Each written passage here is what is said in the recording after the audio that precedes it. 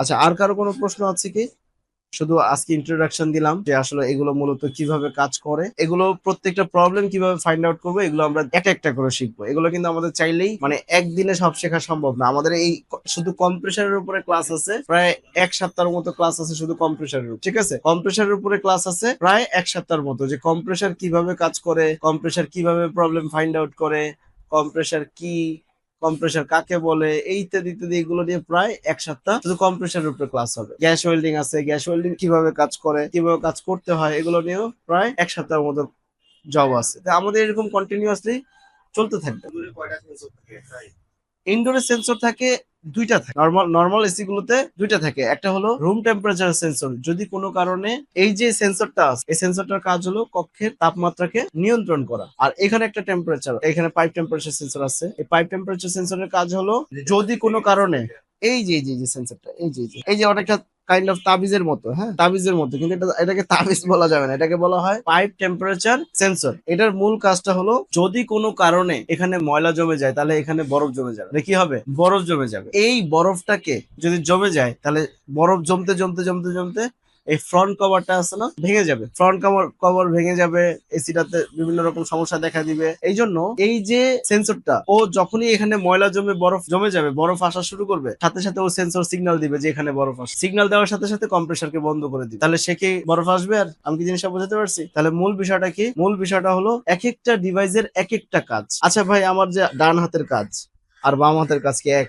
আমার মাথার কাজ আর আমার পেটের কাজ এক? প্রত্যেকটার কাজ ভিন্ন ভিন্ন, কিন্তু প্রত্যেক সবগুলো মিলে একটা কাজ হয়। সবগুলো মিলে কি একটা কাজ হয়। আমার এখানে এই যে আমার এখানে যে ইয়াগুলো আছে, ডিভাইস গুলো আছে, এগুলোর প্রত্যেকটা কম্পোনেন্টের আলাদা আলাদা কাজ। এগুলো সমস্ত কাজ মিলে একত্রিত এসে তারপর কি করে? আমার একটা কাজ সম্পাদন করে। সেই কাজটা কি? কাস্টমারকে আরামদায়ক তাপমাত্রা সরবরাহ করে। আমরা এইটা নিয়ে আলোচনা করছিলাম যে history of air conditioning system নিয়ে, হিস্ট্রি অফ রেফ্রিজারেশন, মানে রেফ্রিজারেটর নিয়ে আমরা আলোচনা করছিলাম না ক্লাসের প্রথম দিকে? করছিলাম কিনা? যে এয়ার কন্ডিশনিং সিস্টেমের 5টা শর্ত আছে, সেগুলো নিয়ে আমরা পরে আলোচনা করব। 5টা শর্ত কি? যে যে 5টা শর্ত নিয়ে আমরা আজকে আলোচনা করব না, 5টা আলোচনা নিয়ে আমরা অন্যদিন আলোচনা করব। এই 5টা জিনিস ঠিক থাকলে এয়ার কন্ডিশনিং সিস্টেমে আরামদায়ক পরিবেশ সৃষ্টি হয়। তো সেই টেকনোলজি গুলো নিয়ে আমাদের প্রত্যেকটা জিনিস আমাদের মাথায় রাখতে হবে। এগুলো যদি খাতায় থাকে তাহলে হবে না ভাই। প্রত্যেকটা জিনিস কোথায় থাকতে হবে?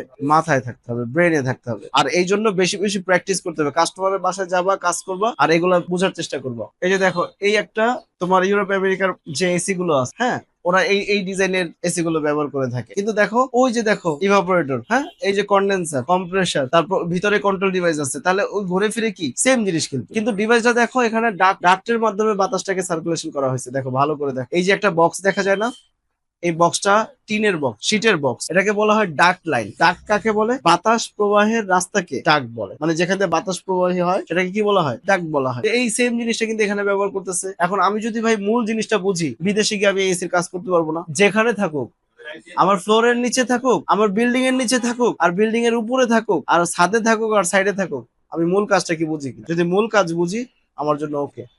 এই ফ্যান আর এই ফ্যান কোনটা? মানে এই যে স্প্লিট এসির মধ্যে যে ফ্যানটা আছে আর ওইখানে যে ফ্যানটা দেখা যাচ্ছে, দুটোটার কাজ তো সেম। হ্যাঁ, ওটা আমার আমার মূল কাজটা কি? কন্ডেন্সারকে ঠান্ডা করতে হবে না? আচ্ছা ধরো আমি এখানে একটু ইয়া দিলাম, মনে করো আমি বললাম যে এই গরম বাতাস বের হয়ে যায়, ধরো হয়ে গেল, মানে এটা আমি এক্সাম্পল বললাম, হয়ে গেল, কাজ হবে কি হবে না? আমার মূল কাজ তাপটাকে অপসারণ করতে হবে। তাপটাকে কি করতে হবে? অপসারণ করতে হবে। এই যে তোমাদের সাথে যে টেকনিশিয়ান ভাইদের সাথে যে তোমরা যে কাজে যাও, যাওয়ার পরে গিয়ে দেখো যে ওনারা কি কি জানি চেঞ্জ করে আউটডোরে গিয়ে, তাই না? যদি ফ্যানের স্পিড কম থাকে তাহলে কম তাপ অপসারণ করে। কম তাপ যদি অপসারণ করে তাহলে হবে, তাহলে আমার যেন বেশি তাপ অপসারণ করতে পারে, তখন এটা এটা কেন এটা স্পিড কমে যায়? এখন স্পিড কেন কমলো? এটার সাথে কোনো একটা কিছুর সাথে সম্পৃক্ত আছে, আমরা এখন আলোচনা না করলাম। ওই জিনিসটা কি খারাপ কিনা দেখলাম, হ্যাঁ খারাপ, চেঞ্জ করে দিলাম।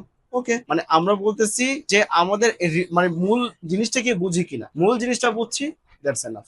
বুঝি নাই, আবার আসো, বুঝো, বারবার বুঝো, বারবার বোঝার চেষ্টা করো। না বুঝে কাজ করে তুমি আগামী 3-5 বছরে তুমি অনেক কিছু শিখতে পারবে না।